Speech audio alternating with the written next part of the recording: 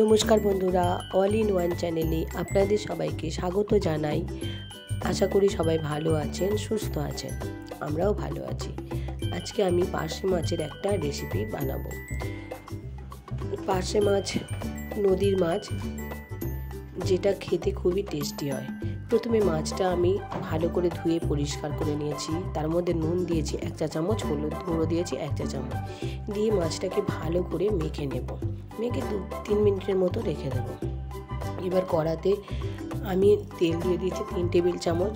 এবার তেলটাকে ভালো করে গরম করে নিয়ে ওই তেলের মধ্যে আমি কিছুটা নুন দিয়ে দেব। নুনটা দেওয়ার কারণ তাহলে মাছটা ভাজার সময় একটাও কড়াতে আটকে যাবে না। দেখুন কি দারুণ ভাজা হয়েছে, একটুকু আটকে যায়নি। মাছটা 2 পিঠ যখন ভালো করে ভাজা হয়ে যাবে, লাল লাল করে যখন ভাজা হয়ে যাবে, গোল্ডেন কালার হয়ে যাবে, তখন মাছটা আমি তুলে নেব। ওই তেলের মধ্যে আরও যে কটা মাছ ছিল সব মাছগুলো এইভাবে এক এক করে ভেজে নেব। মাছগুলো ভালো ভাজা হয়ে যাবে, এবার তুলে নেব। সব মাছগুলো আমার ভাজা হয়ে গেছে। এবার এই মাছের রেসিপিটা করার জন্য খুব বেশি উপকরণ লাগবে না, সামান্য উপকরণই নেব। তার মধ্যে নিয়েছি পেঁয়াজ, 2টো মাঝারি সাইজের পেঁয়াজ নিয়েছি। পেঁয়াজটাকে আমি ভালো করে কুচিয়ে নিয়েছি। টমেটো থাকলে দিতে পারেন, তবে আমার কাছে টমেটো ফুরিয়ে গিয়েছিল, তাই আমি কেচাপ ব্যবহার করেছি। পেঁয়াজটাকে খুব ভালো করে ভেজে নিতে হবে। পেঁয়াজটা যাতে ভালো করে নরম হয়ে যায়, সেই জন্য এর মধ্যে 1 চা চামচ নুন দিয়ে দিয়েছি। এবার নুনটা যখন দেব, মাছের ঝালটার সঙ্গে অ্যাডজাস্ট করার জন্য পরে আর নুন দেব না। এবার কাঁচা লঙ্কা দিয়ে রান্নাটা আমি করেছি। আমি গুঁড়ো লঙ্কা একেবারেই ব্যবহার করিনি। 5 থেকে 6টা আমি কাঁচা লঙ্কা এর মধ্যে দিয়ে দিয়েছি।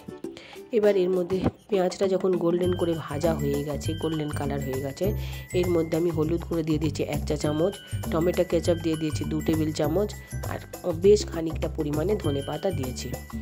আর কিছুটা দিয়েছি মশলার মধ্যে সর্ষে ও পোস্ত, যেটা আমি বেটে জলে গুলে নিয়েছিলাম। এটা সবগুলো দিয়ে একেবারে ভালো করে নাড়তে হবে। দেখুন, যত নাড়বো তত মশলাটা কষানো হয়ে গেলে তেলটা উপরে উঠে আসবে। এবার এর মধ্যে জল আমি 1 কাপের মতো জল দিয়েছি। খুব বেশি জল দেওয়ার প্রয়োজন নেই। যখন এটা ফুটে উঠতে শুরু করবে, তখন উপর থেকে 2টো গোটা কাঁচা লঙ্কা আমি দিয়ে দেব। ফুটে উঠলে এবার মাছগুলো আমি এর মধ্যে দিয়ে দেবো, ভেজে রাখা মাছগুলো। খুব বেশিক্ষণ ফোটানোর দরকার নেই, 3 থেকে 4 মিনিট ফোটালেই হবে।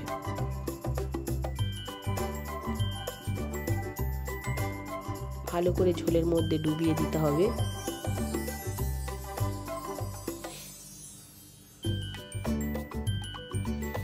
এপিঠ ওপিঠ একেবারে উল্টো পিঠটাও আরেকবার উল্টে দিতে হবে।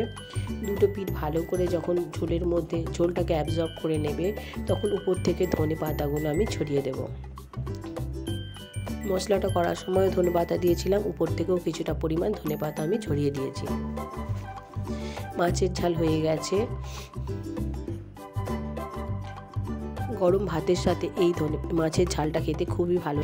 ধনেপাতা ছড়ানো পার্শে মাছের ঝাল ভীষণই টেস্টি একটি রেসিপি। এবার উপর থেকে কিছুটা কাঁচা ধনেপাতা আমি ছড়িয়ে দিচ্ছি। এই মাছের ঝালটাতে একটু বেশি করেই ধনেপাতা দেবেন, তাহলে টেস্ট বহু গুণে বেড়ে যাবে। ভিডিওটা যদি ভালো লেগে থাকে তাহলে অবশ্যই একটা লাইক করে দেবেন। সবাই ভালো থাকবেন, সুস্থ থাকবেন। দেখা হবে পরের ভিডিও।